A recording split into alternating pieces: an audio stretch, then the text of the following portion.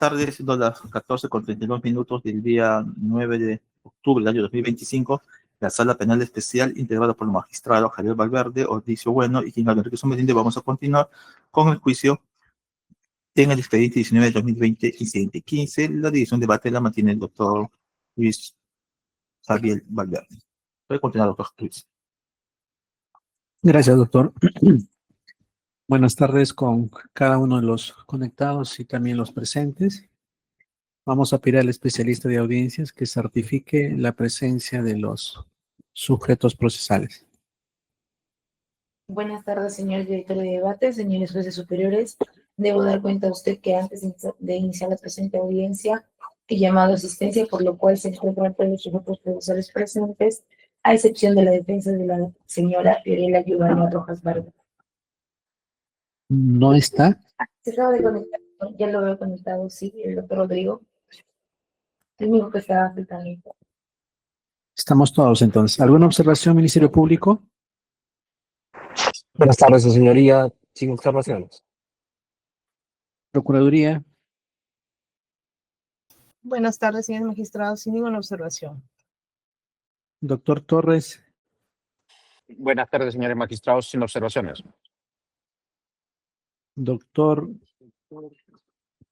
Bueno, acá está el doctor Salomé. ¿Alguna observación? Ninguna. Doctor Chelín.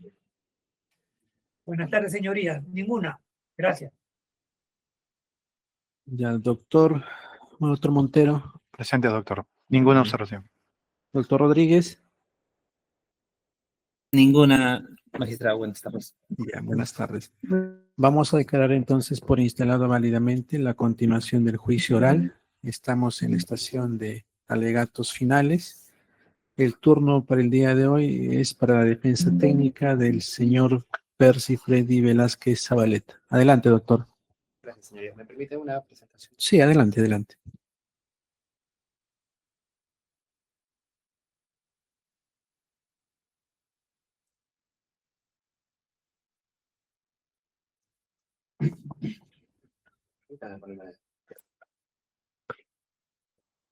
Gracias con la venia del tribunal.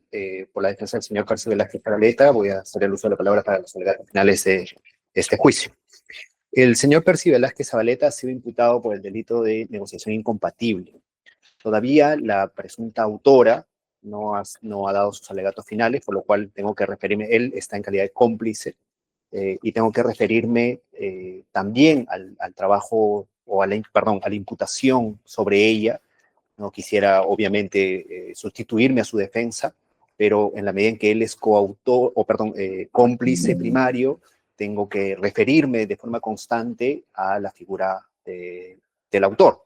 Así que con esa salvedad y con esa aclaración, señoría, y con su venia, por supuesto, permítame repasar la imputación de ambos.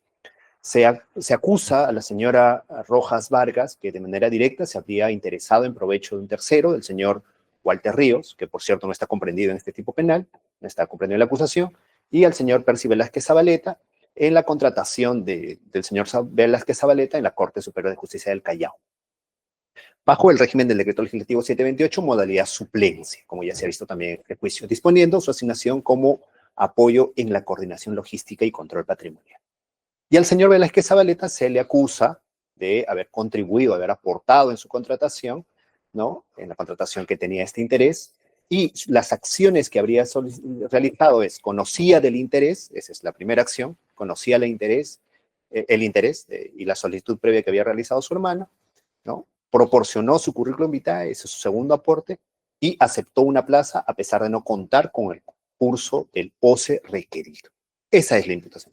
3 acciones de aporte para mi patrocinado y acciones principales de la señora Rojas Vargas.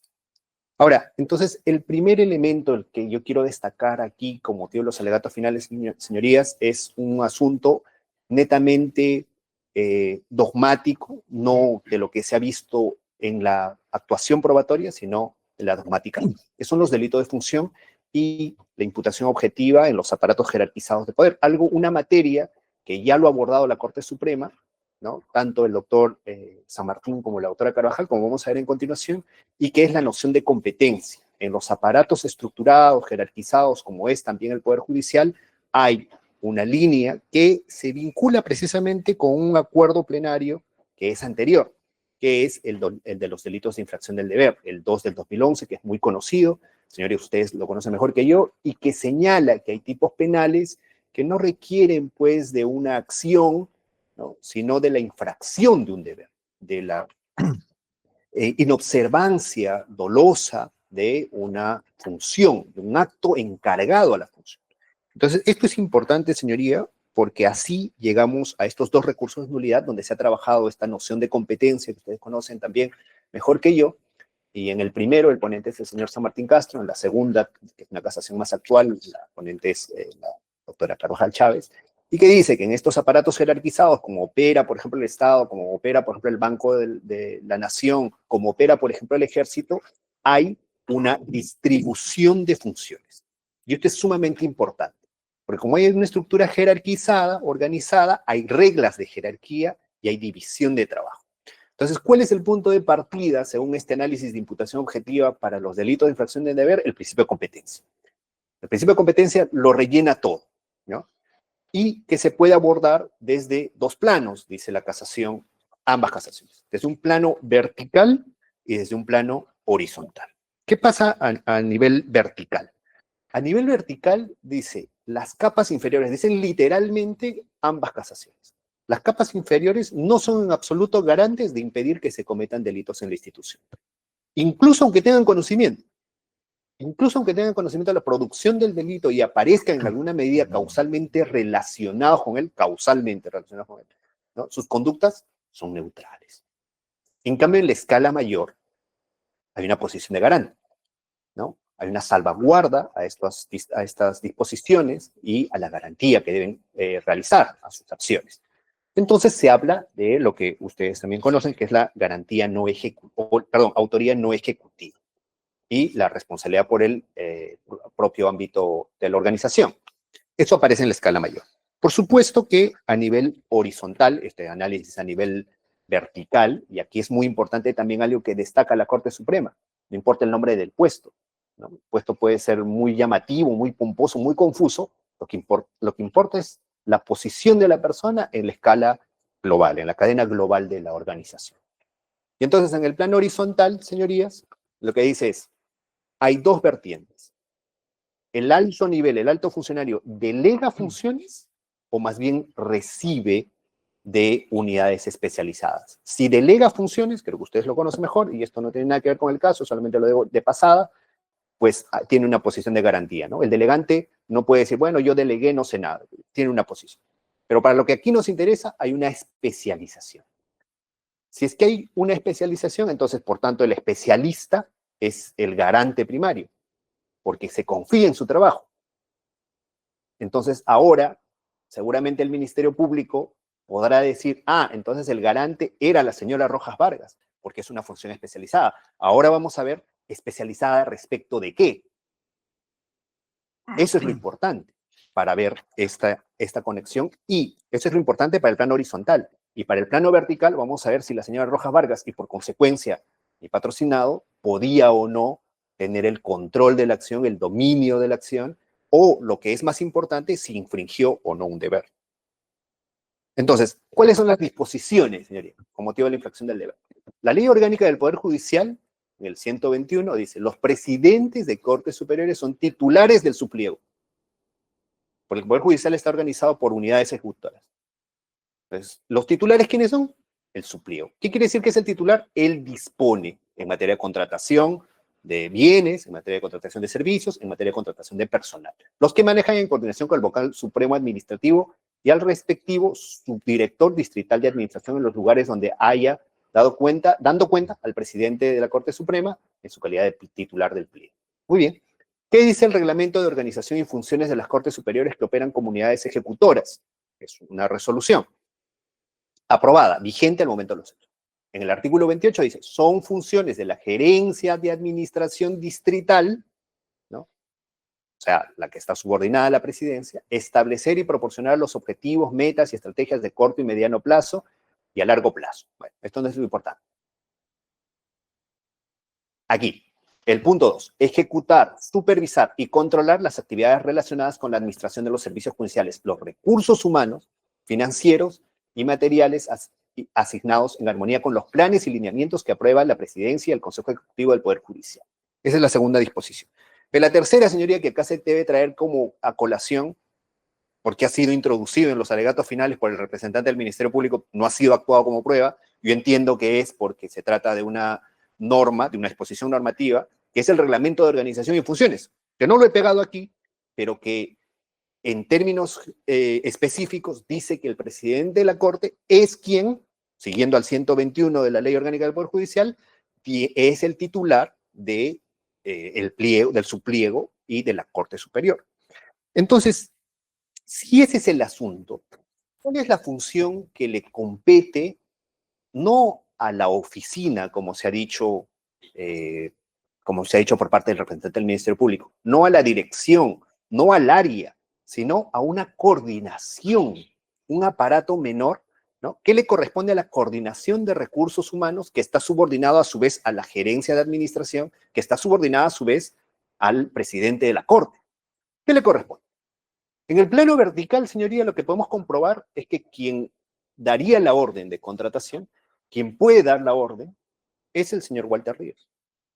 La señora Fiorella Rojas Vargas, que insisto, no es jefatura, su cargo incluso no se llama jefa de área, no se llama jefa de coordinación, se llama coordinación de recursos humanos, le corresponde obedecer. No le corresponde decir a quién se contrata y a quién no. Ese proceso no le corresponde. No es la titular, no infringe deber alguno al contratar al señor Velázquez. Y entonces, ¿cuál es la especialidad? Lo vemos a continuación, pero lo adelanto ahora. Su especialidad es verificar que la persona cumpla con los requisitos del Reglamento de Organización y Funciones o con los reglamentos internos que dicen cuáles son los requisitos para trabajar en ese puesto. Esa es su especialidad. Entonces, infringió la señora Rojas Vargas y por tanto infringió su deber interesándose más allá del cargo y contrató al señor Velázquez porque pese a que no cumplía los requisitos. La respuesta es no, y ahora lo vamos a ver a continuación. Pero de momento, lo que se quiere dejar remarcado hasta lo que voy exponiendo, lo que me permiten exponer, es que el señor Walter Ríos, como presidente, tiene la facultad de contratación. Probablemente al Ministerio Público no le guste, no le parezca el plano ideal, ¿no? Probablemente le parezca mejor que hubiera sido meritocrático, que debió llevarse a concurso. Ok, pero esa no es la obligación. No existe una obligación legal y el representante del Ministerio Público no ha podido acreditar en todo el juicio que ya sea la contratación 728 ordinaria o suplencia, había una obligación legal de concursar. Lo que se ha demostrado con las disposiciones que ya he citado es que el titular del subpliego en recursos humanos es el señor Walter Ríos. Y entonces la coordinación tiene el deber de contratar al que dice el presidente, verificando, eso sí, porque si no ahí podría haber un interés, los requisitos legales. Si es que cumple con los requisitos legales, no se puede oponer a la orden. Coordina. No es jefatura, no es área, depende de presidencia. En el caso horizontal, para lo que nos importa aquí de autos, la coordinadora de recursos humanos es una unidad especializada, pero en ejecución de reclutamiento. Eso es lo que dice el MOF. Especialismo en ejecución y reclutamiento y la contratación. ¿Qué quiere decir esto en consecuencia? Que verifique el cumplimiento de los requisitos, ¿no? Y entonces acá, como el Ministerio Público no ha podido acreditar si es que se cumplía o no cumplían los requisitos, bueno, han ingresado nuestros contraindicios. El oficio que se dio lectura como prueba complementaria, el oficio 1343-2025, C-RRHH-UAF-GAP-CSJCL-PJ, ¿no? Que dice que el señor Percy Velázquez Zabaleta cumplía con los requisitos porque tenía secundaria completa y su puesto era de auxiliar administrativo. No se requería de más, ¿no? Y la declaración de la señora Fiorella Rojas Vargas, que también ha sido vertida en este juicio, en el que ha señalado que el señor Velázquez Zabaleta cumplía con las condiciones. Entonces, esa es su competencia, señor. No decir, bueno, a mí no me parece, debería entrar otra persona, hay que hacer un... No, esa no es su competencia. Entonces, bajo la lógica, pasando del principio de competencia y bajo la lógica de la imputación objetiva para terminar con esta primera parte, ¿existió riesgo permitido? Es decir, ¿hubo una inobservancia de disposiciones normativas del rol jurídico que se le ha asignado a la señora Fiorella Rojas Vargas? No. No era su competencia decidir a quién se contrataba y a quién no, y por consecuencia interesarse o no en la contratación de alguien. Lo único que le correspondía era evaluar los requisitos generales. Era evaluar los requisitos si es que el señor Velázquez cumplía o no. Y sobre eso no hubo un quebrantamiento porque el señor Velázquez Zabaleta cumplía con los requisitos. Y ahí están los contraindicios, ¿no? De lo que el Ministerio Público no pudo probar. Esta parte ha traído aquí la prueba de que el señor Velázquez Zabaleta cumplía con las condiciones.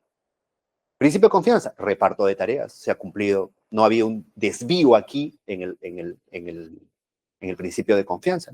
La señora Rojas Vargas confió en que su jefe elegía la persona que éste consideraba adecuado, que éste consideraba para el cargo, y ella, bajo su lógica de especialidad, ha hecho su labor, y seguramente el señor Walter Ríos también habrá confiado en que esta persona cumplía los requisitos para el cargo. Entonces, no ha habido una desviación en el principio de confianza. Y prohibición de regreso. La señora Rojas Vargas hizo algo adicional, un favorecimiento al curso causal, hizo alguna mejora, alguna acción más allá de lo que le decía la norma, ninguna. No infringió un deber más allá de lo que le decían las disposiciones que le habilitaban para comunicarse con esa persona, decirle que presente su CV y evaluar. Y si evaluó y la evaluación es correcta, entonces no ha desviado su función ni ha cometido algún favorecimiento causal adicional. Bien, entonces esto ya lo he explicado. Quizás solamente agregar que en el principio de confianza, señoría, ¿no?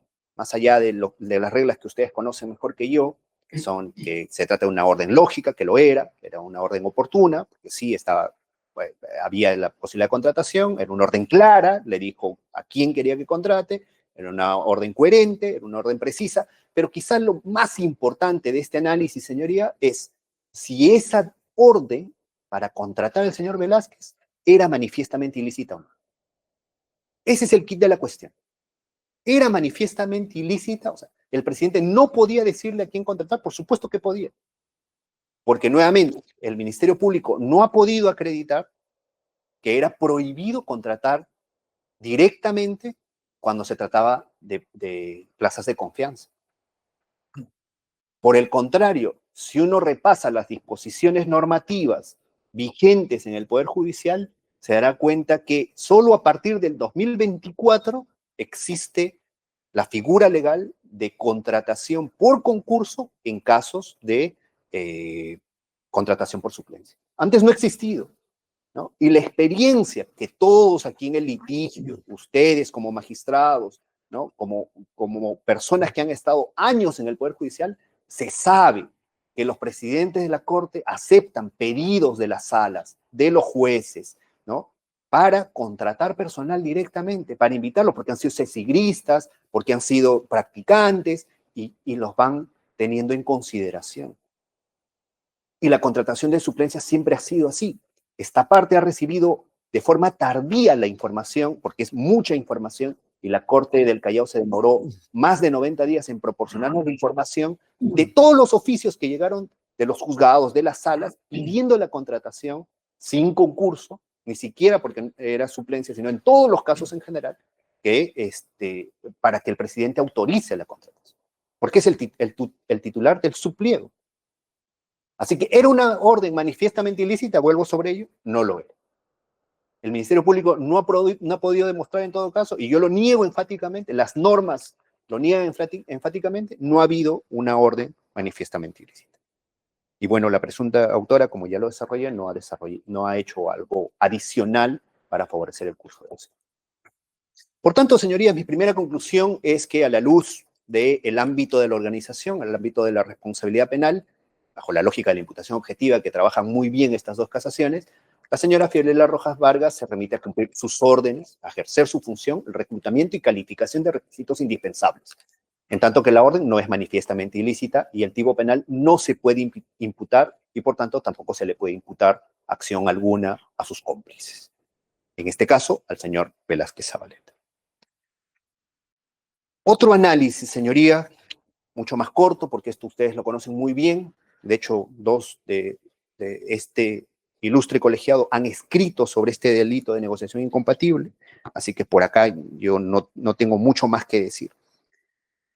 Uno de los elementos del tipo penal de negociación incompatible es que exista también un acto indebido.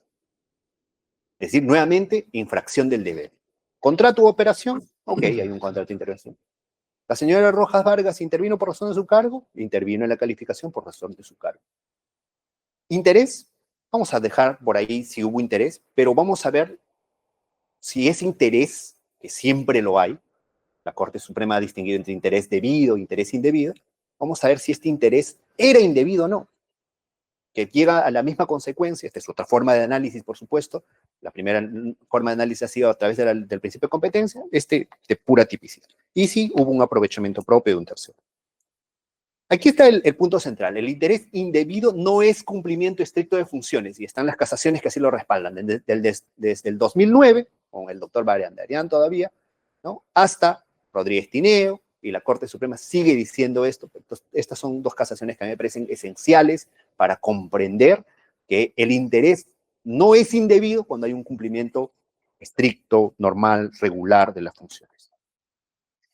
Entonces, nuevamente, no existía una disposición que exigía un proceso de contratación pública en los casos de suplencia.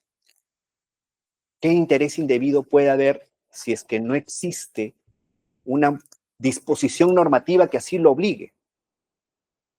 Aquí está el puro ideal del Ministerio Público. No el señor representante del Ministerio Público, por favor, sino del Ministerio Público, de perseguir una estela, ¿no? Un estado de cosas mejor, seguramente, con el mejor ánimo. Pero disposición normativa que obligaba a que exista un proceso de contratación en casos de suplencia no existía.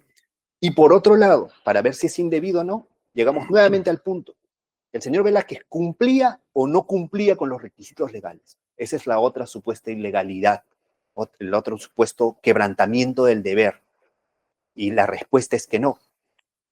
El señor Velázquez cumplía con los requisitos con los que tenía que entrar. Y entonces, desde el plano de la tipicidad, señorías, les decía que esto no me iba a demorar mucho, no existe un interés que sea indebido. No se ha infringido ninguna regla de carácter legal o administrativa en la contratación del señor Percy Velázquez Zabaleta. Esto es meridiano. La señora Fiorella Rojas Vargas ha actuado conforme a sus funciones, y si los hechos del autor son atípicos, los hechos del partícipe igualmente lo son. Hay otra situación, ya no en el plano de la tipicidad, señoría, sino en el plano de la antijuricidad, que es el actuar por orden, ¿no?, la obediencia debida. Si repasamos la nulidad 2575 del 2017, o un poco más reciente, no tanto, la 1131 del 2018, vemos que hay 5 elementos para ver si es que hay o no obediencia debida. Subordinación, por supuesto que lo había. Competencia del superior, que ya hemos hablado sobre ello. Obrar por obediencia, formalidades legales de la orden y orden no antijurídica. Vamos a verlo de forma muy rápida. El señor Walter Ríos era el presidente de la Corte. Máxima instancia. La Ley Orgánica del Poder Judicial, como ustedes lo recuerdan muy bien, dice titular del supliego. Es el titular. Y la señora Rojas Vargas es subordinada, coordinadora, no jefa, ¿no? No está ni siquiera al rango de la gerencia de administración, no, está mucho más abajo. Entonces, ¿cuál era la competencia? El titular del supliego, competencia para disponer la contratación por suplencia. Obediencia, la señora Rojas Vargas acata una orden del señor Ríos Montalvo. Ahora, lo importante es, ¿la forma de la orden era correcta? ¿Se podía dar una orden verbal o necesitaba algún tipo de formalidad?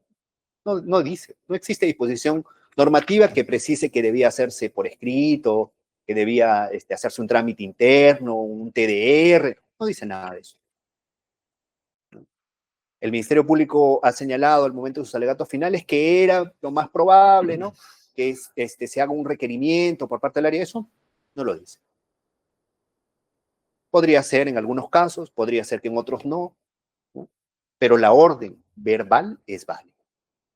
Y orden no antijurídica, nuevamente.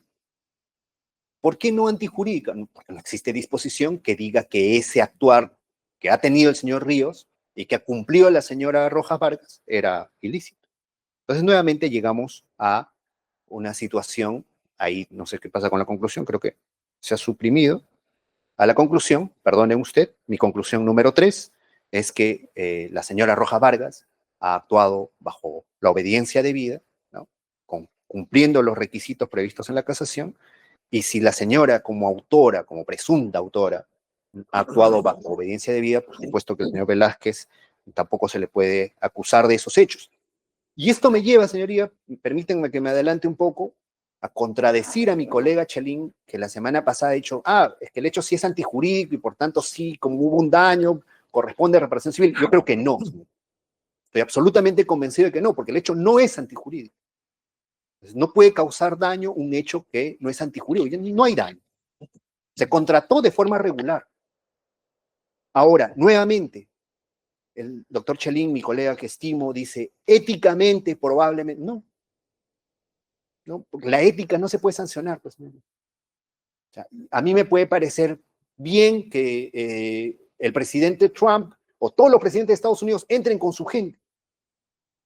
¿No? Todos los presidentes son claros al decir, yo voy a poner jueces republicanos y todos los funcionarios van a ser republicanos y los que han aportado en mi campaña van a entrar a la administración. Es así. Éticamente a mí me puede parecer mal si fuese alemán. El alemán dirá, no, todos tienen que entrar por concursos públicos, la meritocracia. Entonces, eso no se puede sancionar, señor. Ese es un ideal, es una quimera del Ministerio Público, pero no es legal. Aquí el hecho debe ser antijurídico, no antiético, es antijurídico. Y antijurídico no es porque no existía disposición que obligaba al señor Ríos, que nos puede parecer mal, que nos puede parecer repugnante, que nos puede parecer lo que sea, pero no es antijurídico. Le correspondía, como a todos los presidentes de la Corte le correspondía en ese momento, contratar vía suplencia sin proceso de selección. Por otro lado, señoría, y para ir terminando ya, el hecho no se ha aprobado. Las premisas fácticas del Ministerio Público, si me permite recordarlas, son 3. El señor Velázquez Zabaleta conocía del interés y la solicitud previa que realizaba su hermano Hugo Velázquez Zabaleta. ¿Cómo se ha aprobado eso?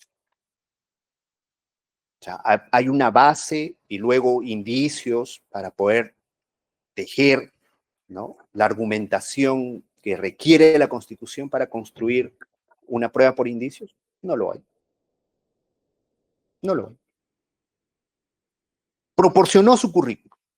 Esto el señor representante del Ministerio Público indagó inclusive con mi patrocinado para ver en el momento en el que había dejado su currículum.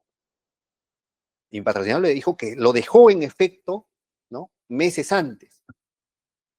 Pero lo que sí es cierto es que hay documentación que dice que además, y obviamente cualquier persona que haya trabajado en la administración pública sabe que al momento en que uno ingresa a la administración pública vuelve a dejar su currículum para que le abran el legajo. Y lo que se ha probado es que el señor Velázquez Zabaleta entregó su currículum para su legajo. ¿Eso contribuye al tipo penal? O sea, que un trabajador deje su currículum para la apertura de su legajo personal, es un acto de contribución en negociación incompatible, muestra un acto de contribución para la comisión del delito. Estoy convencido que no. Y luego está el tema de la aceptación de la plaza, que tampoco se ha acreditado. Vamos a repasarlo específicamente. El señor Suárez Tipián dijo que en efecto, ¿no?, el señor Velázquez no había sido requerido por su oficina y que dicha persona era apoyo administrativo. No especificó qué requisitos debe tener, pero señaló que todos requerían acreditación OCE. Eso lo dijo acá. Pero esta defensa y otras defensas le preguntaron cuál era la disposición normativa que obligaba a que el apoyo administrativo tenga estos requisitos de OCE. Y no supo responder. Dijo que no conocía, ¿no? Luego vino el señor Gianfranco Paredes. Dijo que conocía con la comunicación que Walter Ríos tuvo respecto a la contratación del señor Velázquez, pero no dijo nada del currículum, que era una de las premisas fácticas del Ministerio Público, no dijo nada de si cumplía o no los requisitos, y no dijo nada de la premisa del conocimiento que el señor Velázquez Zabaleta tenía de esa llamada. O sea, las tres premisas no aporta ninguna. La señora Uga Solís no dijo nada con relación a estos hechos. Habló de la llamada que había recibido con relación a una pericia, no aporta los hechos. Pero está incluida con relación al 2.2. O sea, el Ministerio Público ha presentado esta testigo que no ha dicho absolutamente nada, y no conocía absolutamente nada de la contratación del señor Velázquez ni de la señora Fiorella Rojas. Luego el señor Ríos Montalvo, testigo, habló que la señora Rojas Vargas, aseveró que habló con la señora Rojas Vargas y que dispuso el apoyo, así dijo literalmente, de la contratación del señor Percy Velázquez. El colaborador eficaz, por su parte, dijo, al que luego volveré para hacer algunos comentarios, dijo que el señor Ríos intercedió para la contratación de Velázquez Zabaleta. Y luego están muchos informes, ¿no?, vinculados a la presunta negociación incompatible, que ninguna guarda relación, son de la pericia, de la notificación del señor Ríos, ¿no?, que no tienen ninguna relación con el caso. Pero el Ministerio Público los ha presentado de esa forma. Para ir terminando, está los memorandos, que se le asigna funciones al señor Velázquez. No está en cuestionamiento dónde ha ido, que es lo único que dicen estos memorandos. Dice al lugar donde se le asigna. Y eso no contribuye en nada. No dice que al señor Velázquez, por ejemplo, que le hubiera dado un caso al Ministerio Público, no dice que el señor Velázquez va a haber proceso de contrataciones, compras, ¿no?, seguimiento de procesos de selección. No dice eso. Dice, su cargo es apoyo administrativo, usted va a ir a tal lugar. Y punto. Y entonces, es solamente la mera asignación del señor Velázquez Zabaleta. Luego están los contratos de suplencia, ¿no? Han leído aquí los contratos de suplencia, se ha leído el plazo, se ha leído la fecha en la que fueron firmados, que acredita que elaboró en la Corte como auxiliar administrativo en logística bajo la modalidad de suplencia. No acredita más. Y luego está el legajo personal del señor Velázquez, la información de su formación académica, laboral, que más bien comprueba que cumplía con los requisitos. Y luego está el informe 59, ¿no?, que señala precisamente esto, que el señor Velázquez, al momento de ser contratado, presentó su CV para la apertura de su libro. Esa es la irregularidad del Ministerio Público. Y luego está la carta 206 del 2020, que acredita la línea telefónica del señor Velázquez, tiene mayor relevancia, y la carta que acredita la línea de la señora Rojas Vargas.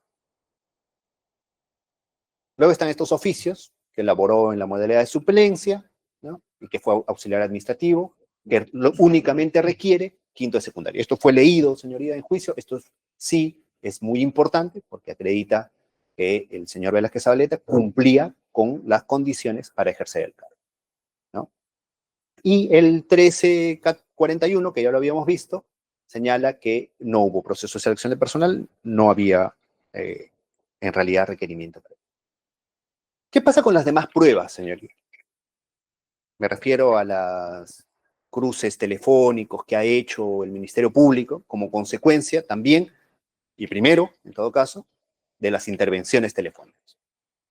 Es decir, hay algunas llamadas que se han aportado para este tipo penal o para este espacio de la imputación, para el numeral 2.2, seguramente lo recordamos todos, ¿no? Y se han aportado audios y luego análisis sobre esos audios. Sobre eso, señoría, esta defensa considera, cree, está convencida de que hay una imposibilidad constitucional para valorarlos porque son prueba prohibida. Tanto los audios como las actas hechas a partir de ellas, y en las actas con un agregado que iremos desmenuzando. Como ustedes saben, señoría, para la validez de una intervención telefónica hay algunas condiciones, requisitos, presupuestos. La primera es exclusividad judicial. No hay, como en otros países, levantamiento del secreto de las comunicaciones por parte del Ministerio Público, ¿no? no hay. Hay excepciones muy importantes, por supuesto, cuando lo pide el fiscal de la Nación o el Congreso de la República en situaciones muy acotadas. Pero, digamos, la gran regla general es que es exclusivamente judicial. Lo segundo es que debe estar debidamente motivado. Lo tercero es que es la legalidad. Por ejemplo, solo aplica para casos penales.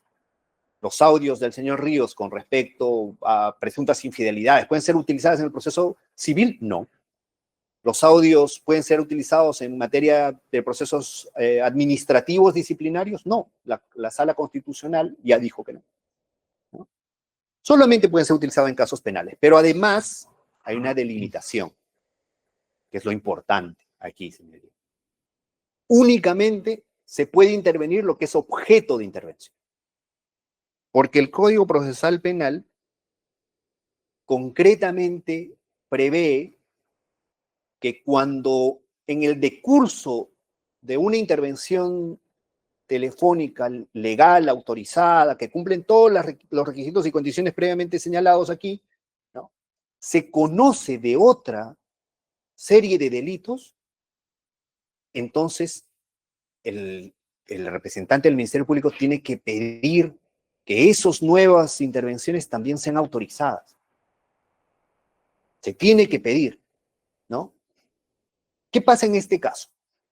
Aquí está la condición anterior. Únicamente para lo que es objeto de autorización.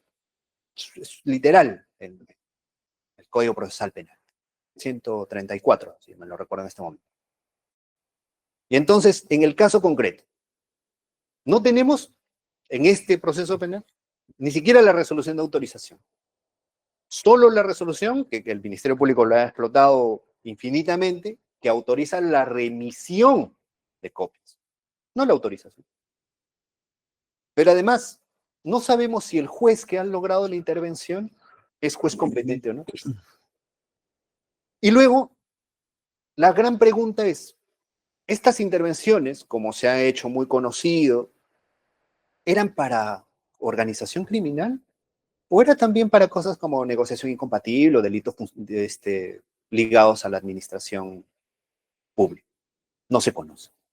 No tenemos la resolución. Entonces, de modo tal que no podemos asegurar que estos audios tengan una adecuada cadena constitucional, no de custodia, sino cadena constitucional, para levantar un derecho tan importante como la privacidad. Y sobre todo, ¿para qué delitos? No existe esa resolución. En este proceso no está. Y a nivel público tampoco existe esa resolución que ha hecho que se hagan estas intervenciones luego de unas filtraciones, etc. Entonces, 231, señoría, ¿qué dice? Respecto a las grabaciones en las que se aprecia la comisión de presuntos delitos ajenos a los que son materia de investigación, a los que tienen levantamiento del secreto de las comunicaciones, el fiscal comunicará de estos hechos al juez que autorizó la medida con la celeridad e inmediatez que el caso amerita. Tiene que comunicarlos y pedir, ¿no?, que los autorice. Esa autorización no existe, señoría, en este caso. Todos esos audios vulneran el derecho fundamental a la privacidad y, por supuesto, mucho más específicamente, porque está así en la Constitución, al del secreto de las comunicaciones. ¿Versus qué? Dirá, señoría, hablando de ponderación, que es una de las excepciones a la exclusión de la prueba prohibida. ¿Versus qué? Versus el bien jurídico que protege la negociación incompatible. Por eso se pondera que el bien jurídico es la correcta actuación de la administración pública. A nivel abstracto nada más, la correcta funcionamiento de la administración pública, como bien abstracto, digamos, hablando de ponderación específicamente, no es un bien constitucional. No es un bien que tenga específica recepción en la Constitución. Mientras que, obviamente, el secreto de las telecomunicaciones, el secreto de las comunicaciones y la vida privada son derechos fundamentales. Pero a nivel concreto, señoría, para seguir hablando de ponderación, ha sido necesario, ser indispensable, si es que aislamos todo lo demás, y un fiscal se presenta ante la judicatura para pedir el levantamiento del secreto de las comunicaciones para un delito como la negociación incompatible, en un caso en concreto, si es que sería o no autorizado. Si es que para un caso tan menor, que inclusive siempre es utilizado después de la colusión, como ya última medida, o medida más general, se requiere o no el levantamiento del secreto de las comunicaciones. El punto específico aquí, señorías, es que no conocemos. Ni siquiera tenemos la resolución de ampliación, no tenemos la resolución de autorización, no tenemos la resolución que señala, que prevé, que asegura que ha habido una ampliación y que fue dictado además por un juez competente. Entonces, esas son falencias que impiden, señorías, que se valore los audios incorporados. Pero además, permítanme un análisis adicional sobre las actas que hacen análisis de las llamadas. Hacen análisis de cuántas llamadas tuvo el Ministerio Público, perdón, mi patrocinado, con otro de los acusados en calidad de cómplice primario, ¿no? Entre otras personas vinculados a este numeral 2.2 de la imputación. Todas esas actas, señoría, son en principio basadas en los audios y en los pedidos de intervención de las comunicaciones que mandan las relaciones, las empresas de telefonía, ¿no? O sea, provienen del fruto envenenado. Pero además, señoría, ese análisis al que el Ministerio Público se ha aferrado ha sido hecho sin la participación de las partes. Se dijo aquí eso cuando se leyeron esas actas que hizo el Ministerio Público, el fiscal solo. Por eso que el señor representante del Ministerio Público, cuando hizo su alegato final, se ancló con fuerza a la idea de que esas actas habían sido notificadas. Se les notificó, dijo, y por tanto, como se les ha notificado, ya, pues eso no tiene ninguna base legal, ¿no? O sea, no es que como, bueno, vinieron varios testigos, nunca te notifiqué, pero como te notifico sus declaraciones, ya está todo bien. No funciona así. El Ministerio Público se autoconvocó para hacer un análisis muy sesudo, ¿no? Propio de la ingeniería, pero lo hizo el fiscal solo, brillante él, ¿no? Para hacer un análisis de cruce, de llamadas, de información, ¿no?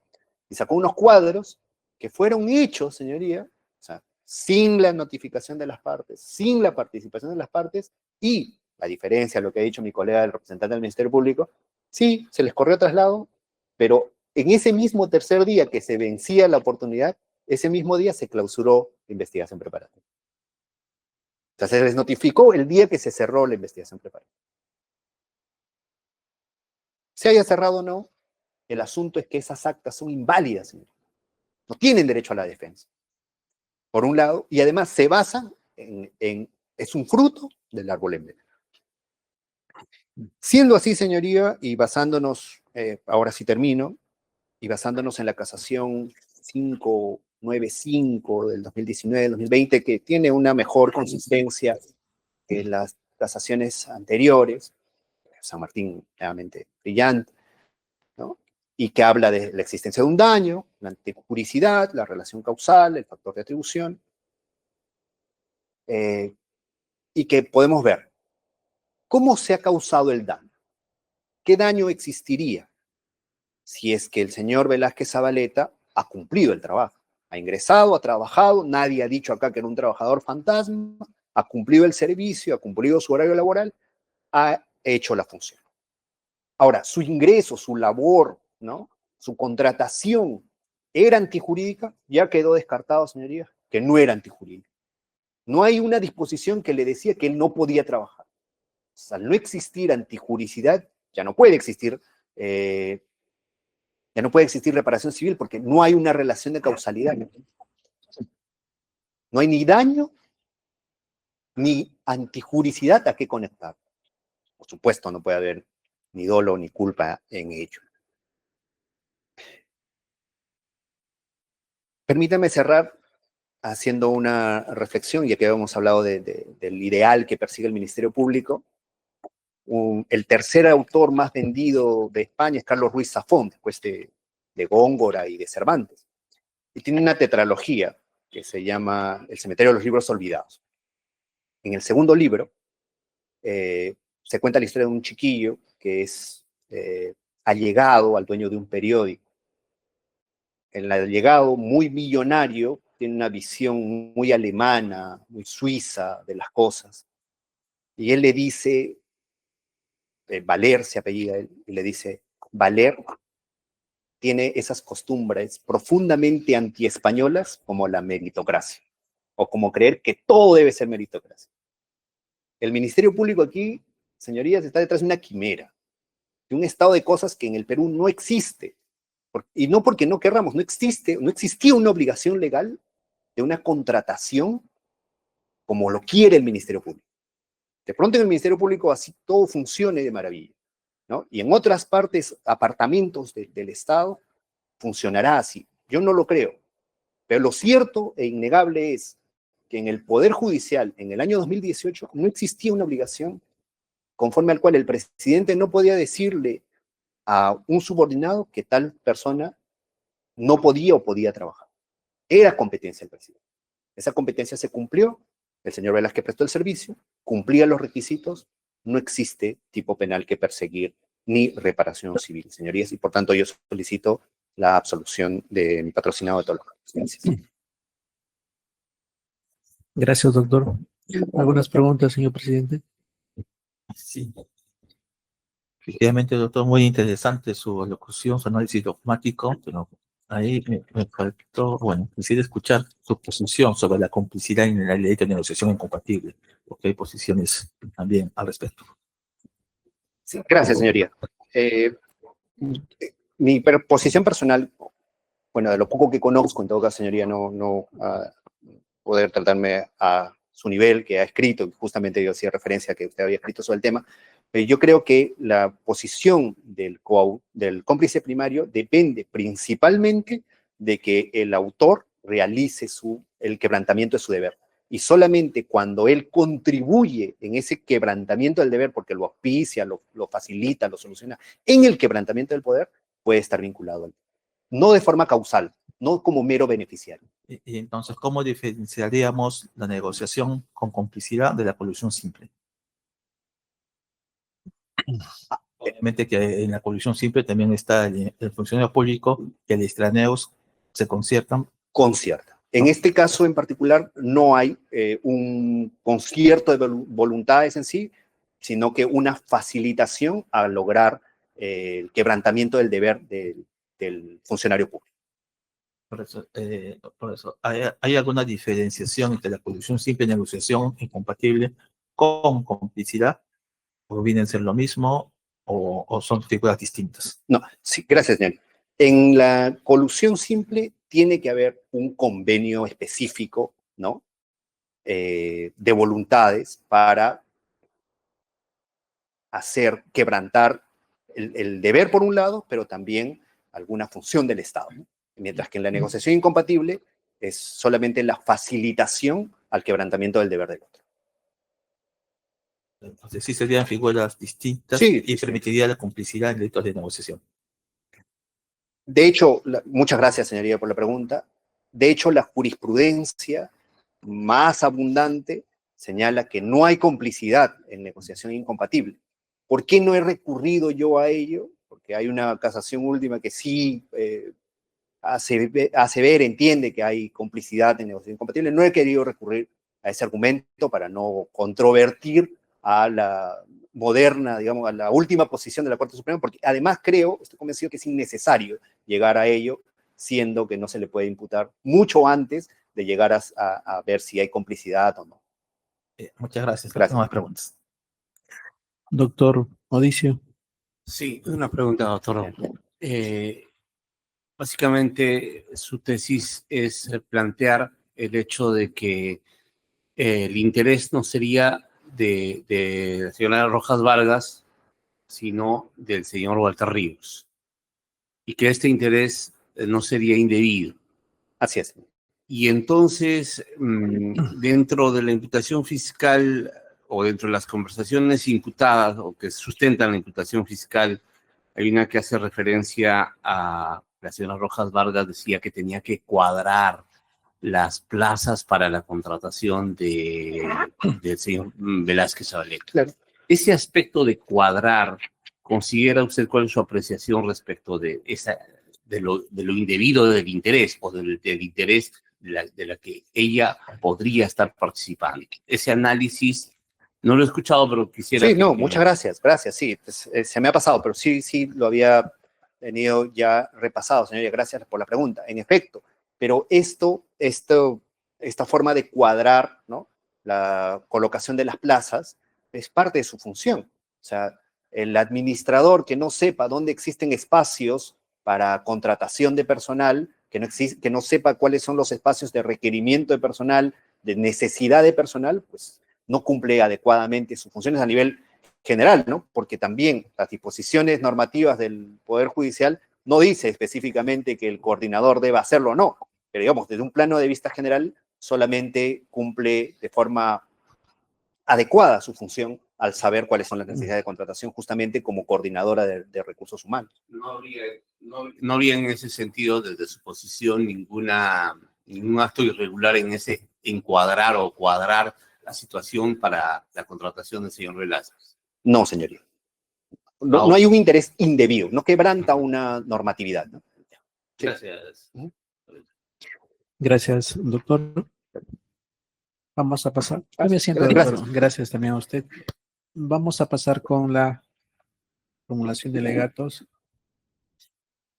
de la defensa técnica de Aldo Omar Mayorga Balcázar. Doctor Montero, tiene la palabra.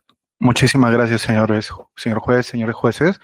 Muy buenas tardes nuevamente. Permítame compartir también la diapositiva. Adelante, doctor. Muchas gracias, doctor.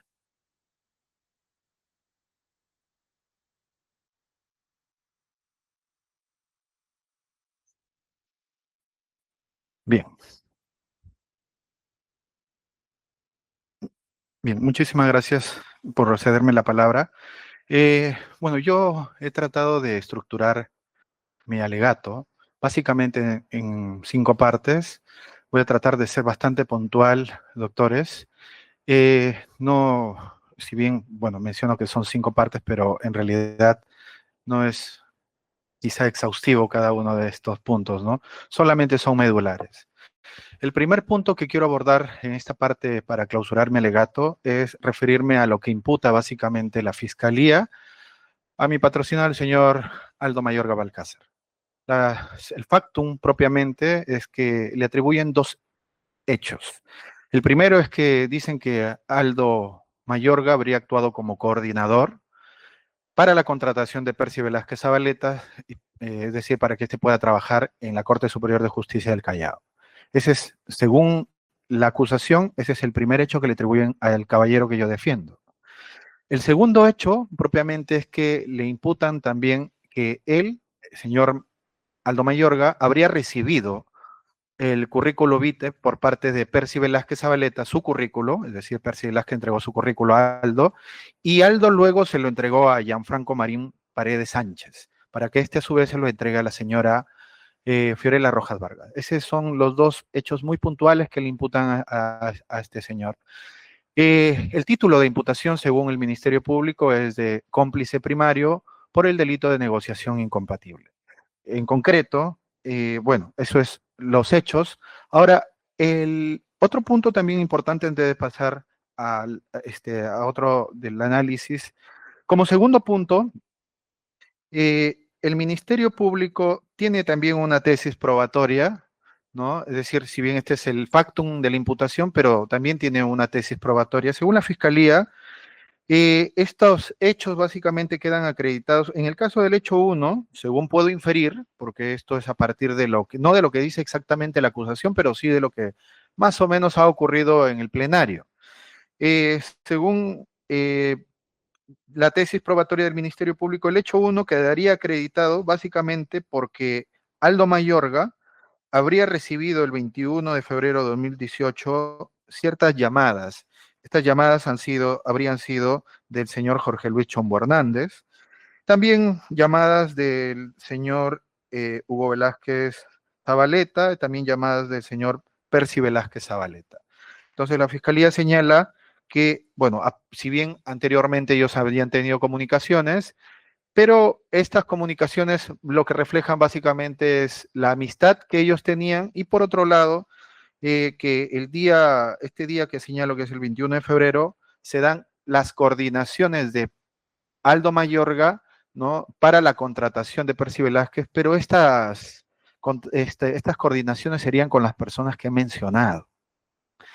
Según la Fiscalía, la conclusión de que Aldo habría coordinado básicamente el extrae de otro indicio, que es el indicio en el que el señor Walter Ríos tiene comunicación con el señor Jorge Luis Chombo Hernández, o mejor dicho al revés, Jorge Luis Chombo Hernández llama a Walter Ríos y aquí básicamente le propone o le solicita la contratación del señor Percy Velázquez Zabaleta. Entonces, a partir de este indicio, entonces construye la Fiscalía y dice, bueno, coincidentemente esta llamada entre Walter Ríos y Chombo Hernández se ha dado ese día y entonces, por tanto, puedo inferir que las coordinaciones que se han tenido, las llamadas telefónicas que han habido con Aldo Mayorga han sido básicamente para coordinar la contratación de Percy Velázquez Zabaleta. Ese es, en términos concretos, el razonamiento probatorio base a la prueba indiciaria, es decir, esta metodología probatoria que tiene el Ministerio Público. Respecto al hecho 1.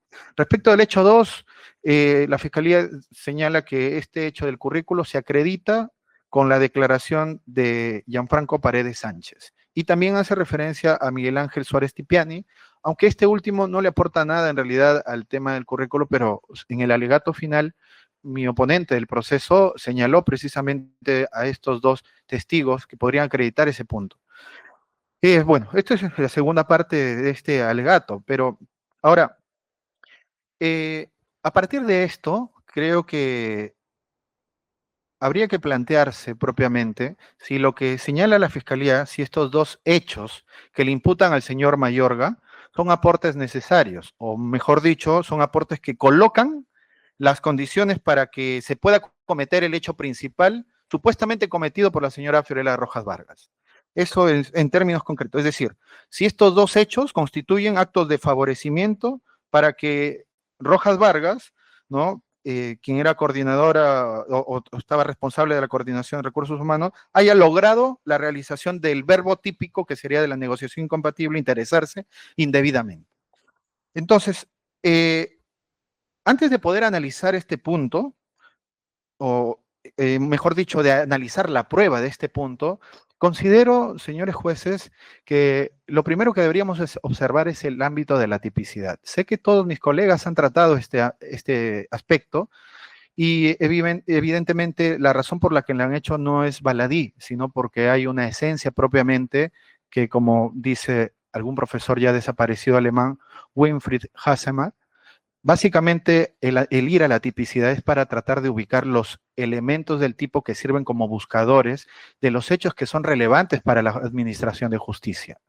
Y en ese sentido, quisiera tomar en consideración el primer punto de la tipicidad, esto es para referirme al objeto de tutela penal del delito de negociación incompatible.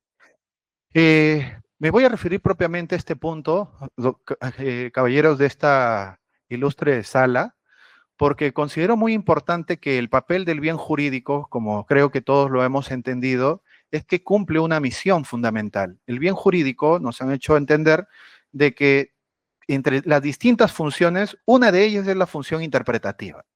Entonces, lo primero que deberíamos plantearnos, en todo caso, en el juicio, es ¿cuál es el objeto de tutela penal que tiene la negociación incompatible? A lo largo de todos estos años, la jurisprudencia de la Corte Suprema ha señalado, por lo menos inicialmente, ha señalado que lo que se tutela es el principio de imparcialidad en el ámbito de las contrataciones con el Estado. Pero, y parece ser que este es el punto de vista, o en todo caso el razonamiento que sigue mi oponente del proceso, el señor fiscal.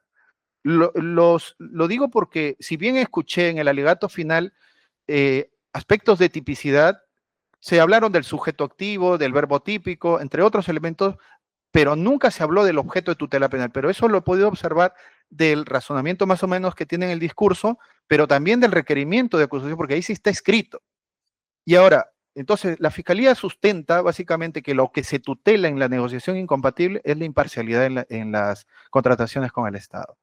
Pero lo que quería señalar es que hace aproximadamente 5 años, la Corte Suprema se ha desvinculado de aquella interpretación que se tenía sobre el principio de imparcialidad.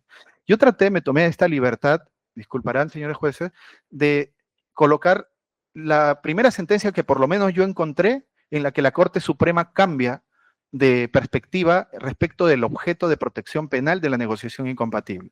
Y me refiero a esta primera casación que es la 396-2019, Ayacucho, que fue de fecha 9 de noviembre de 2020. Y miren, a partir de ahí hay distintos, bueno, el primer ponente fue el doctor San Martín Castro, pero de ahí han venido distintas casaciones.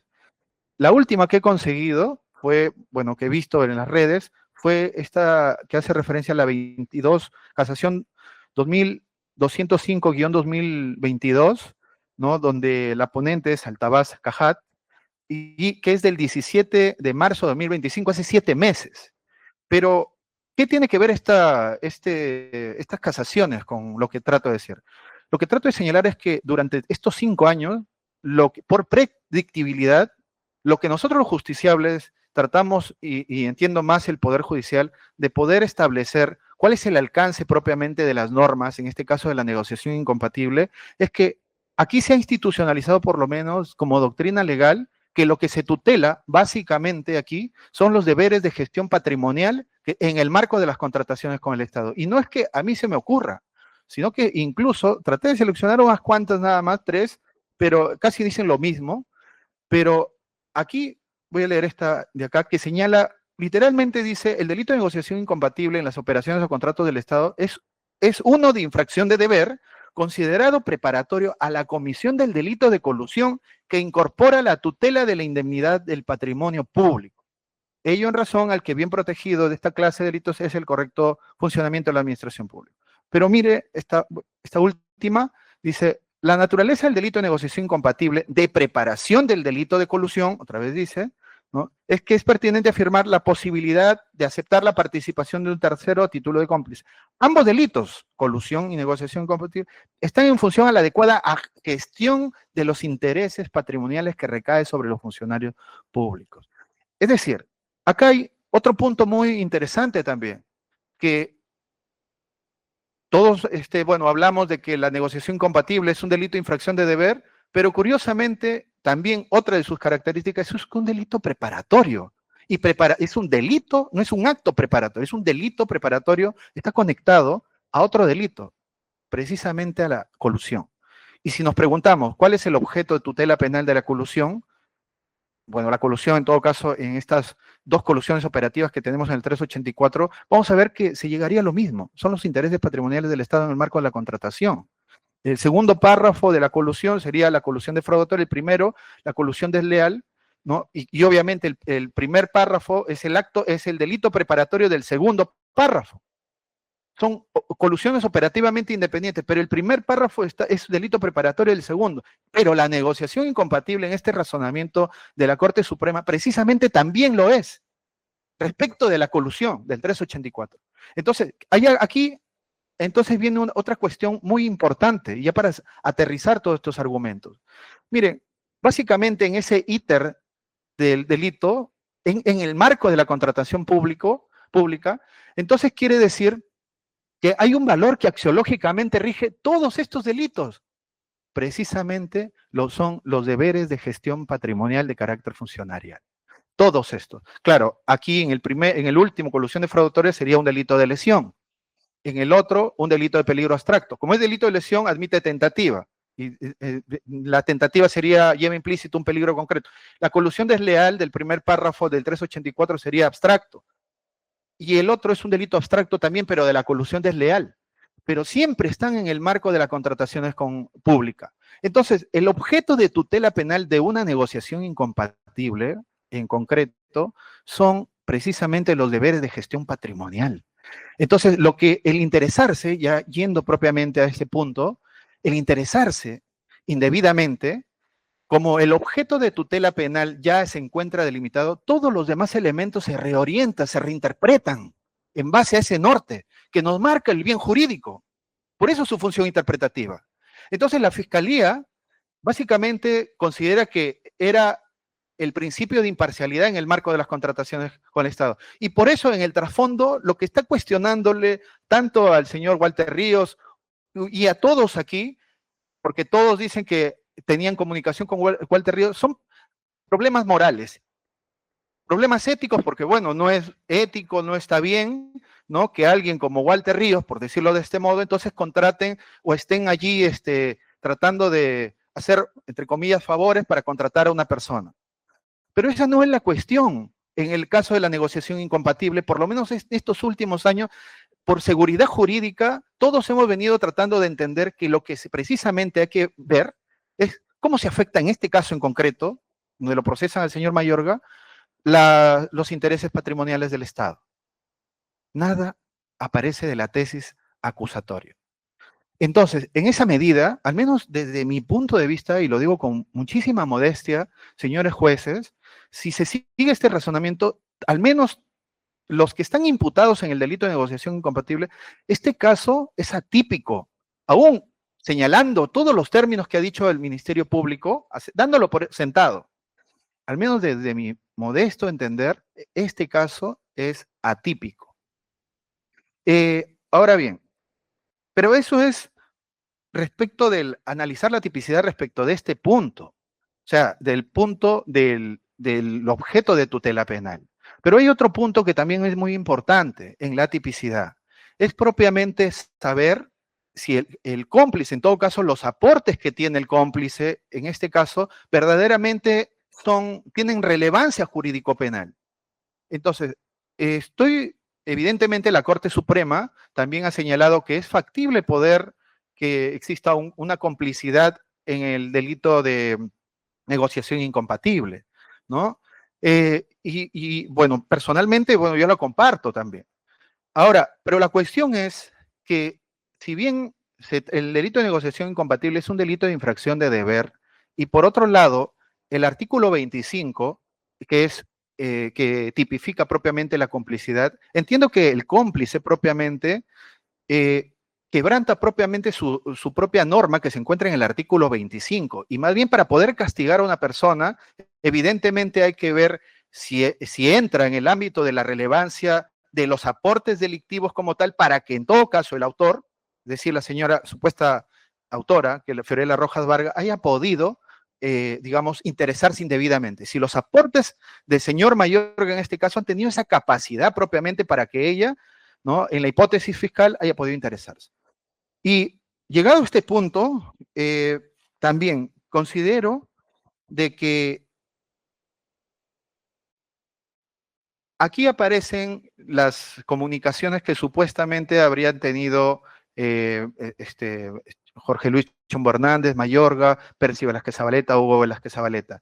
Y acá una cuestión muy fundamental, muy al margen de que las comunicaciones puedan haber existido, pero acá este punto básicamente tendría que ver también con el sujeto activo del delito.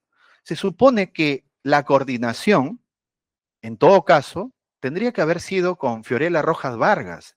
¿Por qué? Porque ella, en la tesis fiscal, tendría la posición de garantía de la contratación pública respecto de lo que es con con lo que es Percy Velázquez Zabaleta. Pero noten ustedes que la tesis fiscal en el hecho 1 es básicamente, tuvieron comunicación con Chombo Hernández, con Velázquez Zabaleta, con Hugo Velázquez. Sí, vamos a poner esa hipótesis, sí, pero está bien, suponiendo que hayan tenido comunicación, ¿qué podía hacer el señor Aldo Mayorga? Si no, él no tiene, su rol era del jefe de la unidad de planeamiento. No podía ser, no tenía nada que ver con recursos humanos. No hay un solo dato en el que haya por lo menos influenciado en la señora Fiorella Rojas Vargas. Entonces, aquí básicamente lo que trato de decir es que ese hecho 1 no tiene tampoco razón de ser para poder imputar una complicidad en el caso hipotético que se sostenga que la autora sea la señora Fiorella Rojas Vargas, porque aparentemente ella estaría en posición de garantía de esa contratación con el Estado. En el segundo hecho, pasa algo, bueno, distinto de repente, porque aquí lo que se imputa es que dice que dio un currículo, que, o sea, recesionó el currículo de Percy Velázquez Zabaleta y luego se lo dio a Gianfranco Paredes Sánchez.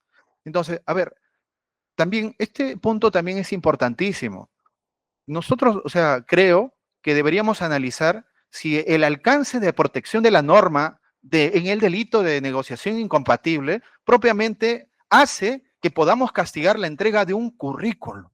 Es decir, un acto tan usual, tan común, si ese acto propiamente, porque lo recepcione cualquier persona, bueno, en todo caso un funcionario, eso ya verdaderamente es lo que verdaderamente ha querido llegar a proteger, en todo caso, que no se afecte este delito de negociación incompatible. Desde mi punto de vista, no. La entrega de un currículo, estoy poniendo siempre el caso de que sea en los términos que dice mi oponente del proceso, que haya sido así. La entrega del currículo a Fiorella Rojas Vargas o al señor Gianfranco para que luego le dé a esta señora, verdaderamente tiene la entidad para poder decir que este es cómplice de un delito, del interesarse propiamente de la señora Fiorella Rojas Vargas. Desde mi punto de vista, eso no sería correcto. Ahora, para pasar a otro punto, que sería el punto número 5, perdón.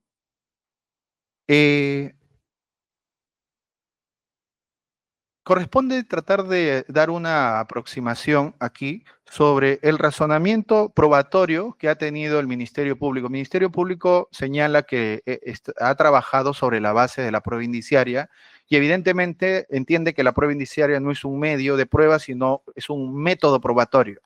Y entonces, claro, señala de que son distintos hechos y por tanto son distinta prueba, digamos, que se ha podido actuar en el plenario.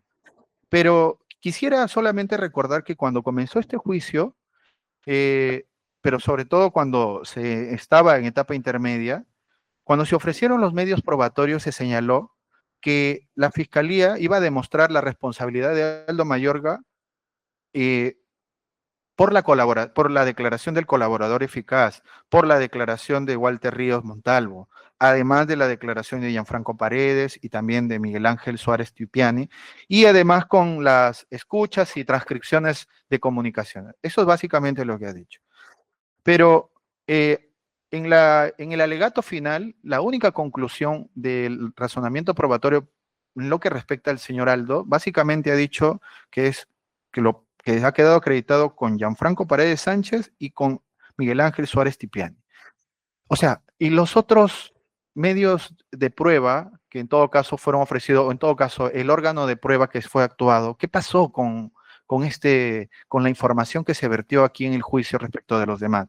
Porque aquí, y esto es un punto que considero que debe ser evaluado por vuestro tribunal, es que cuando declaró el señor el colaborador eficaz, jamás en ninguna parte señaló que tenga conocimiento de que Aldo Mayorga haya tenido que ver con la coordinación para la contratación de Percy Velázquez Zabaleta.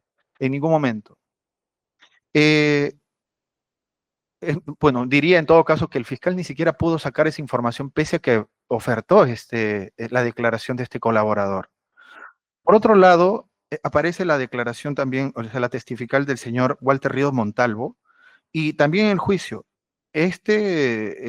testigo señaló que sí conocía evidentemente a Aldo Mayorga, ¿no? Que trabajaba en la corte, pero nunca tampoco menciona a Aldo Mayorga que haya tenido que ver con los hechos de la contratación de Percy Velázquez Zabaleta. A diferencia de otros coprocesados donde este señor por lo menos le imputa directamente, pero a Aldo Mayorga, curiosamente, tampoco le imputa participar en esta contratación que se ha tenido contra Percy Velázquez Zabaleta. Ahora, en relación a la testifical de Miguel Ángel Suárez Tiupiani, básicamente este señor, bueno, que era el jefe de logística, no podía o no se relaciona directamente, digamos, con los aportes incriminatorios que en todo caso dice la Fiscalía respecto de Aldo Mayorga. Más me parece que estaría vinculado, en todo caso, a la hipótesis fiscal, pero relacionada a Giovanna Rojas Vargas. Pero aquí el señor no le aporta nada, nada dice en relación a Aldo, a este Mayorga, solamente que lo conoce evidentemente porque trabaja en la corte. Pero ahora viene la declaración de Gianfranco Paredes Sánchez. Y aquí este testigo señala que recibe 2 llamadas telefónicas del señor Walter Ríos. Dice que en la primera llamada telefónica le dice de que, o sea, le cuenta a Walter Ríos que van a contratar a Percy Velázquez Zabaleta. Pero además, ahí le dice que se trata de comunicar con Fiorella Rojas Vargas, que le ha dejado un WhatsApp, ¿no? Eso es lo que dice el testigo.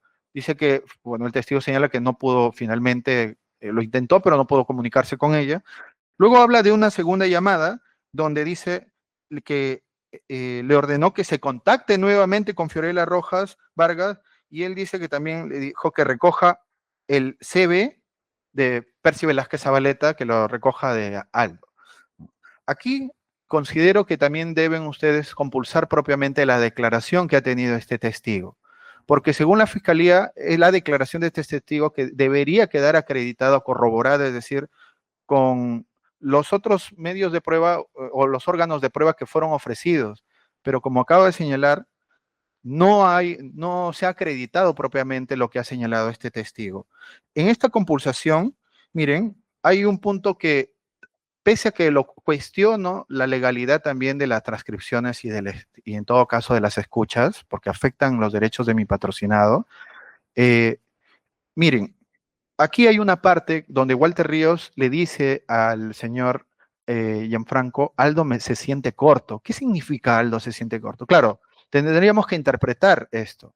Es decir, no tiene la confianza, no tiene la seguridad, no tiene esa intención de poderle decir algo propiamente, si es que la hipótesis fiscal dice que tiene amistad con el señor Percy Velázquez Zabaleta, lo cual el señor Percy Velázquez Zabaleta también ha dicho que son amigos con el señor Mayorga y se conocen muchos años. Muchos años. Entonces, ese punto, cuando se le pregunta al testigo, él dice que no sabe exactamente a qué se refiere cuando él le dijo que Aldo se siente corto. Otro punto también importante es que, si bien también el testigo señala que fue al segundo piso de la antigua sede del 2 de mayo, donde trabajaba Aldo y dice que Aldo le entrega, pero también aquí debe ser analizado también la corroboración, porque el mismo testigo, si bien señala que luego que recibe, lo lleva a Fiorella Rojas Vargas a la oficina que quedaba en el mismo piso, dice, aquí el mismo testigo señala que no hay nadie que haya visto la entrega, es decir, que fue que Aldo le entregó el currículum, pero también, asimismo, no hay nadie que haya visto que él deja el currículum en Fiorella Rojas Vargas. Es decir, desde mi punto de vista, no hay forma propiamente, hay insuficiencia en este plano de lo fáctico, para poder acreditar lo que sostiene el Ministerio Público, muy al margen de los temas de relevancia jurídico-penal que ya he dejado sentado en todo caso mi posición, doctores. Ahora bien, también debe tenerse en cuenta que Percy Velázquez Zabaleta, bueno, como la declaración que ha tenido, él ha señalado propiamente que él ha dejado el currículo por el área correspondiente, ¿no? No señala que ha dejado el currículo a Aldo, ni también ni Aldo Mayorga, no dice que le ha entregado el currículo, pero también la señora Fiorella Rojas Vargas ha señalado que Aldo Mayorga nunca le ha entregado un currículo, y me parece que fue la pregunta de nuestro señor presidente aquí.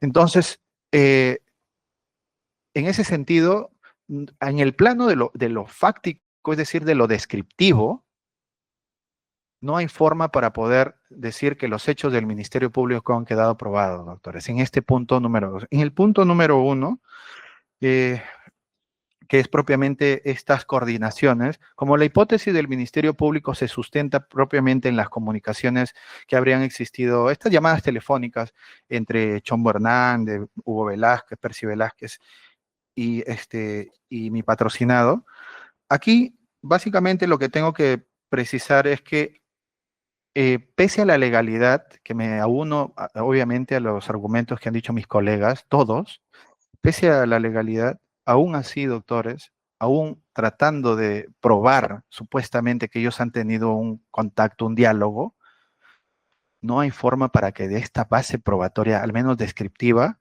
luego se pueda generar la idea de que, por tanto, digamos, o cómo conectarlo a que Fiorella Rojas Vargas haya podido en esa medida poder interesar. O sea, su aporte, esta coordinación que ha existido entre ellos, ¿cómo es que hace que la señora de pronto, que por cierto también en las fechas que mencionan que era 21 de febrero, hasta 28 me parece que estaba hasta de vacaciones, no contestaba el teléfono? ¿Cómo es que se puede sostener que eso es un aporte de una negociación incompatible en el plano de la prueba? Entonces, desde este punto de vista, señores jueces, considera esta defensa técnica que tampoco se ha podido acreditar este aspecto en el plano de lo fáctico de la prueba. Bueno, por todo lo antes señalado, espero no se me esté olvidando algo, por todo lo antes señalado, doctores, solicito a ustedes que puedan absolver de la pretensión punitiva a mi patrocinado, el señor Aldo Mayorga, pero también, asimismo, que puedan absolverlo de la pretensión resarcitoria. Como verán, si al menos esta última, no hay comportamiento antijurídico común que digamos, que comparta propiamente con con el delito, porque yo, en todo caso, mi razonamiento es la reparación civil ex delito. Considero que aquí no hay, muy al margen, aún siguiéndose, señores jueces, las posiciones bipartitas, tripartitas, creo que siguiendo la tripartita, me parece que tampoco alcanza en este caso, al menos desde el plano como lo estoy sustentando, pero debo solamente dejar salvedad que aún cuando sea bipartita, tripartita, que no la comparto, porque desde mi punto de vista sigo una concepción del tipo total de injusto. Para mí, la tipicidad y la antijuricidad están fundidas y los elementos son positivos y negativos. Y incluso la culpabilidad en todo caso está adelante, ¿no? Ni siquiera como culpabilidad, sino solamente como sujeto responsable con capacidad de imputación penal. Entonces, en esa medida, creo que no hay forma para poder también hacerlo responsable de una pretensión resarcitoria. Muchísimas gracias, señores jueces. Muy amable. Gracias, doctor. Unas preguntas, doctor. Muchas gracias, señor debate. Siempre es interesante aprender de los colegas muchas cosas. Doctor, he seguido muy atentamente también su alocución y quería preguntar, según la acusación fiscal, ¿en qué parte o en qué momento, porque no nos han dado bien el ítem de lo sucedido, en qué parte o en qué momento se habría consumado el delito de negociación incompatible de la señora Rojas Vargas? Según la acusación fiscal es cuando contratan al señor Percy Velasco Zabaleta, porque Pero si estamos diciendo que no es un delito de resultado, porque el resultado está en el tema de colusión agravada, estamos peligro concreto en la tentativa, peligro abstracto en lo que es negociación incompatible, o colusión simple, perdón, y era un delito previo a la negociación incompatible, a la colusión de negociación incompatible, entonces no podemos esperar la contratación. Se supone que en un momento debe estar la consumación en el momento en que supuestamente la señora se había interesado en esta contratación. Pero por eso le preguntaba, según la narración del Ministerio Público, ese momento de interesarse, ¿en qué parte de este relato se dio? ¿O hay omisión al respecto? Lo que pasa, doctor, es que, bueno, yo le digo cómo lo entiendo yo, porque entiéndase que el interesarse no es algo subjetivo, sino que se da en actos objetivos, externos, ¿no? Entonces, lo externo propiamente, según lo que he seguido, y bueno, así es como me he convencido, es propiamente en la contratación que le hacen al señor. Allí se da objetivamente el acto de interesarse. No, esto no es un resultado propiamente, porque recuerde que, bueno, eso es una cosa, el tema del resultado, más allá, mejor dicho, de lesión, propiamente, porque una cosa es la contratación y otra cosa es lo que se lesiona finalmente, ¿no? Entonces, ¿cuál sería el bien jurídico protegido para usted en la negociación incompatible? para mí, los deberes de gestión patrimonial, doctor. Sí. Ya. Entonces, En el marco de la contratación con el Estado, claro está. Obviamente. Sí, pero no calzo según su posición, ¿no? Si es la autoridad globalizada del delito, ¿cómo vemos acá los datos preparatorios, la tentativa y cómo calzamos el tema de negociación incompatible en esta tesis de... Sí, yo le comento. Lo que pasa es que en este punto de vista que normalmente, bueno, que se ha seguido en la Corte Suprema, pero voy a dar mi conclusión a partir de las citas incluso, porque allí citan a Francisco Álvarez y también hay otros donde citan a otro profesor que es de la Universidad de Piura. Todos ellos son de la Universidad de Piura. El razonamiento es el siguiente. Lo que pasa es que no se desliga, estos tipos penales no desligan, o sea, son de infracción de deber, pero no se desligan de la estructura típica que presenta el tipo penal. Como están conectados, digamos, con la colusión en este caso, el segundo párrafo es más fácil, de la colusión de 384, es más fácil que se diga de lesión. No, es más fácil que se diga, porque dicen que hay afectación patrimonial, si quieren, material. Entonces, pero por eso se dice que es un delito de lesión, y por eso como delito de lesión admiten que se admita una tentativa que lleva implícito un peligro concreto. Pero en cambio en el primer párrafo, que sería preparatorio del segundo párrafo, sería un delito, digamos, de peligro abstracto, ¿no? Entonces allí, por eso tiene que, por un lado, se castiga la lesión, por otro lado, en tentativa como peligro concreto, pero más atrás, peligro abstracto. Y más atrás, todavía, aparece la negociación incompleta. ¿Qué pasa con el deber? Siempre se quebrantan los deberes. Pero el tema, o sea, siempre se quebrantan los deberes. Pero en el caso de la colusión está más claro, doctor. ¿Y sabe por qué está más claro? Porque si bien pueden haber, desde el momento que se da la concertación, se menoscaba el deber de gestión patrimonial, sin embargo, el anclaje típico señala que como se necesita, digamos, poder llegar en el segundo párrafo a una afectación material, entonces lo que ocurre es una suerte de intensificación de afectación al deber, nada más. Entendí. Entonces, vayamos al otro tema, ¿no? El hecho de entregar, supuestamente, porque es la imputación fiscal, ¿no? El currículum del señor Percy a la señora Fiorella, el Ministerio Público, esta entrega, ¿cómo la establece? ¿Como colaboración de quién? ¿Apoyo de quién? ¿Apoyo al señor Percy o apoyo a la señora Fiorella? No, a la señora, la colaboración, la coordinación. Claro, una imputación es que entrega el CV. Ah, ya. Esa entrega del CV, ¿cómo la ha transcrito el Ministerio Público? Como una colaboración a Percy, porque No. según su teoría, Percy le entrega a él y eso le entrega a Fiorella, o directamente a la señora... No, a la señora Fiorella Rojas Vargas, doctor. Entonces, la recepción de currículum por parte supuestamente del señor... Gianfranco, él le entrega a Gianfranco, Gianfranco dice que lo entrega... La recepción de currículum de según Percy al señor Aldo no está calificada. Claro, no está calificada, se refiere, son actos propiamente que por eso lo sube como cómplice de la... Por eso, o sea, la primera recepción, o sea, supuestamente Percy se le entrega al señor Aldo, no tiene una calificación. No. El segundo acto, que es la entrega del señor Aldo al señor Gianfranco, tampoco tiene calificación. No, ni siquiera Gianfranco, que ha tenido la comunicación directa con Walter Ríos, está en la acusación. Pues. Y claro, ahí viene ese aparente rompimiento del eslabón, porque Gianfranco hizo la entrega a Fiorella. Claro, incluso él sabía, según lo que dicen, ¿no? El audio. Gianfranco no está procesado. No está procesado. Muchas gracias por la información. Muchas gracias, doctor. Sí, algo muy puntual, doctor. Señor Aldo Mayorga se le está imputando ser generador del interés indebido de la señora Rojas Vargas en la contratación de Percy Velázquez Zabaleta. ¿Así es la imputación que usted también identifica? Generador del interés, para ser cómplice primario, tendría que haber generado el interés de la señora Rojas Vargas.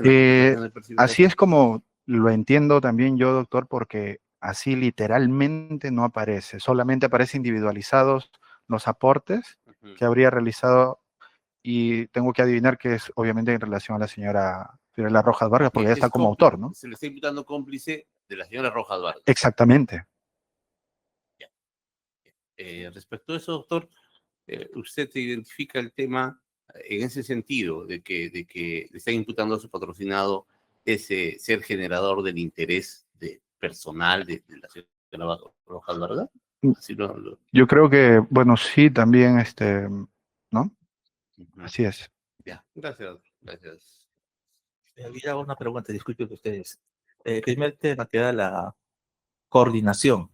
El Ministerio Público imputa coordinación al señor Aldo para la contratación del señor Percy, pero también imputa a la señora Rojas Vargas, también que es coordinadora, así con título de esta contratación. O sea, habría dos imputaciones de coordinación o está diferenciada la coordinación del señor Aldo con la coordinación o labor que desarrolló el señor Rojas Vargas. Estaría diferenciada, ¿no? Porque señala que creo que, si mal no recuerdo, la señora Fiorella Rojas Vargas, como termina recibiendo la orden del señor Walter Ríos, ¿no? Y en esa medida estaría, digamos, esa coordinación, por decirlo así, ¿no? En cambio, la coordinación que hacen referencia respecto de Aldo Mayorga, ni siquiera es con Walter Ríos, según la acusación. Dice que es con Chombo Hernández, con Percy Velázquez y con Hugo Velázquez. Ese es, básicamente. Muchas gracias. A ustedes, doctor. Ya. Doctor, su patrocinado está con usted el día de hoy. ¿Va a ejercer su defensa material o igual lo va a hacer al final como los demás acusados? Al final, doctor. Ya, ya otro.